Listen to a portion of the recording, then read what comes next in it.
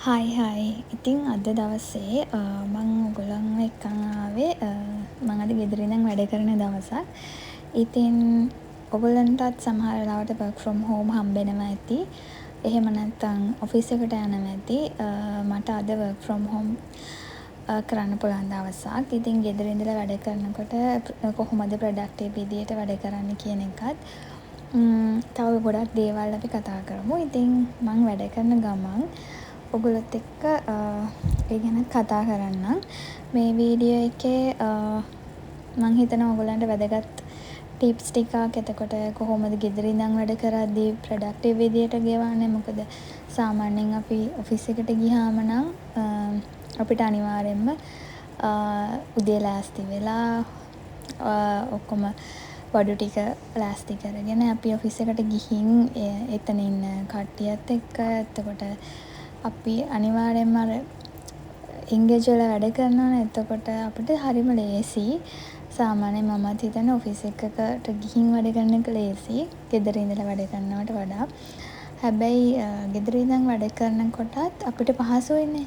ඒ හින්දා අපිට ඒ පහසුවත් එක්කම ප්‍රොඩක්ටිව් විදියට ගත කරන්න නම් මොනවද කරන්න ඕනේ කියලා අපි කතා කරමු. සාමාන්‍යයෙන් ගෙදර ඉඳන් වැඩ කරන දවසක් වුණත් අනිවාර්යෙන්ම උදේම අපි ඔෆිස් යන දවසට අපි වේලසන හැරිලා ලෑස්ති වෙලා එහෙම යනවනේ. ඒ වගේම එච්චරම උදේ හැරෙන්න බැරි වුණත් අනිවාර්යෙන්ම පැයකටවත් කලින් අපි නැගිටලා හොඳට ලෑස්ති වෙලා සාමාන්‍යයෙන් ඔෆිස් යන විදියට මූණකට සෝදලා ඇඟ සෝදලා හරි තමන් කැමති විදියට පිරිසිදු වෙලා ඊට පස්සේ අපිට හොඳට අලුත් ඇඳුමක් ඇඳලා එතකොට කොණ්ඩේ පීරලා ඒ වගේ එතකොට තමයි නැත්තම් අර නිදිමතේ එහෙම වැඩ කරන්න බෑනේ. මේ ඇහැරුණ ගමන්ම ලැප්ටොප් එක අරගෙන එහෙම වැඩ කරන්න බෑ. එතකොට ඒක අපි වැඩ කරන තැනටත් අපේ ප්‍රොඩක්ටිවිටි එක දෙන්න බැහැනේ හරියට. ඒ හින්දා අනිවාර්යෙන්ම මේ ගෙදර හිටියාද ඔෆිස් ගියාද කියන එක අදාළ නැහැ. කොහොමත් අපි නිකන් නිවාඩු දවසටත් අපි පිරිසිදු වෙලා ලෑස්ති වෙලා වැඩ කරනවානේ.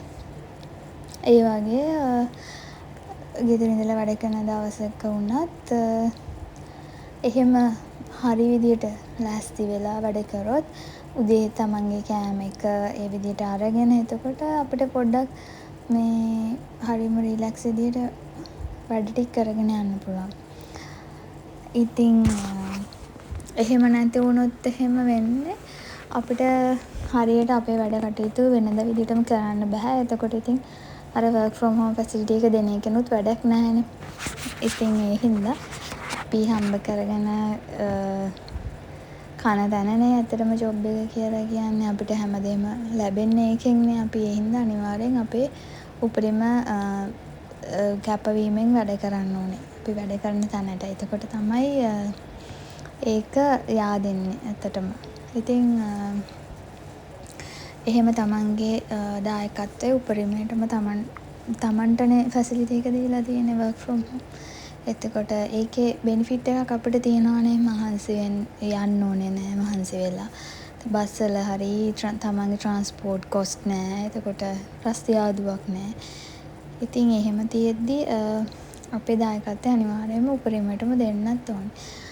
එතකොට දැන් තව අපිට වාසි තියෙනවනේ මේ බ්‍රේක්ස් ගන්නකොට. දැන් ඔෆිස් එක ගන බ්‍රේක්ස් අපි ඇත්තටම සමහරවිට මටත් work from home එකේ බ්‍රේක්ස් ගන්න වෙනවා අඩු වෙලාවල් තියෙනවා. ඒ කියන්නේ දැන් ඔෆිස් එකක නම් අපිට අනිවාර්යෙන් ලන්ච් බ්‍රේක් එක ටී බ්‍රේක්ස් වලට අපි යනවානේ. ඉතින් ගෙදර ඉඳන් වැඩ කරන්න අපිට පහසුකම දීලා තියෙන නිසා අපිට ඒ වෙලාවට ගෙනල්ලා තේ එක වුණත් අපිට ටගාලා හදාගෙන ඇවිල්ලා වැඩ කරන ගමන් බොන්න පුළුවන්. ඉතින් ඒ වගේ කරන්න පුළුවන්. එහෙමම ඕනේ නැහැ ටී බ්‍රේක්ස් වලට සාමාන්‍ය විදිහට ගන්න පුළුවන්.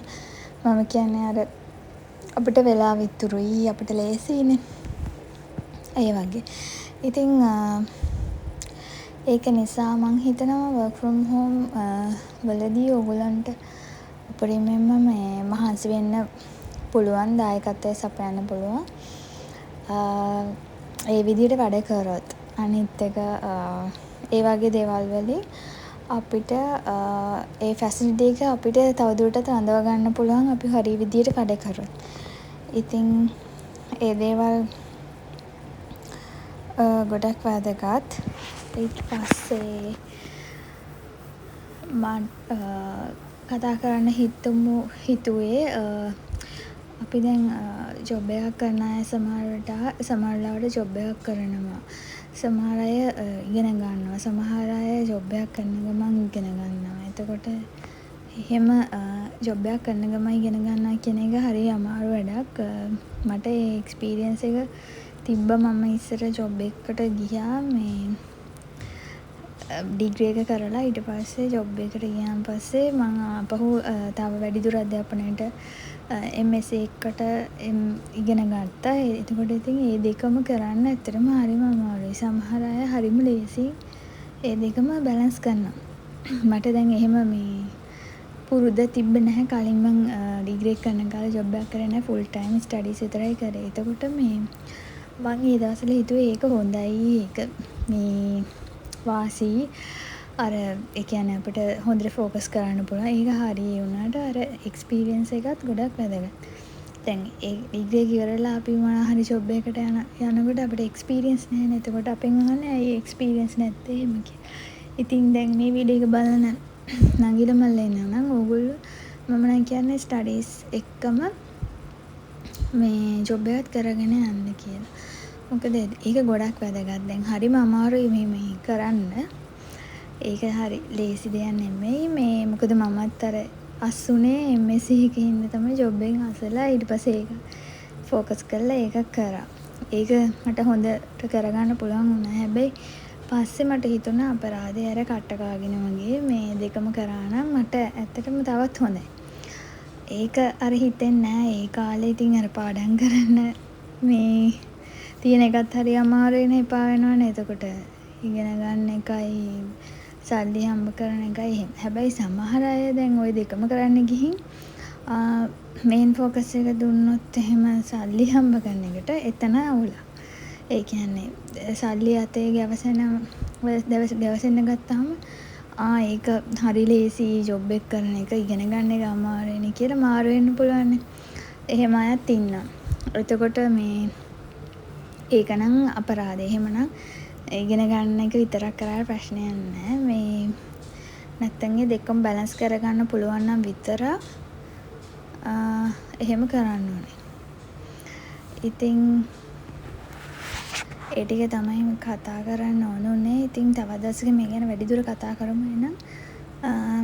මම එහෙනම් අදට ගිහින් එන්න. තව දවසකදී හම්බෙමු. බයි.